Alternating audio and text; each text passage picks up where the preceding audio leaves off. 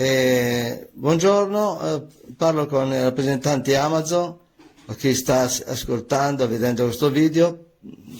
Guardate come è arrivato lo stand di biancheria, è arrivato così. L'abbiamo appena liberato dall'imballaggio con mia moglie e c'è ancora qui il cartoncino. È arrivato distrutto. Io sono un vecchio vostro cliente, lo potete vedere dai tantissimi ordini che ho fatto. Devo dire che forse è la prima volta che mi arriva un articolo danneggiato in questo modo. Quindi spero che possiate sostituirmelo con un altro in buone condizioni. Grazie.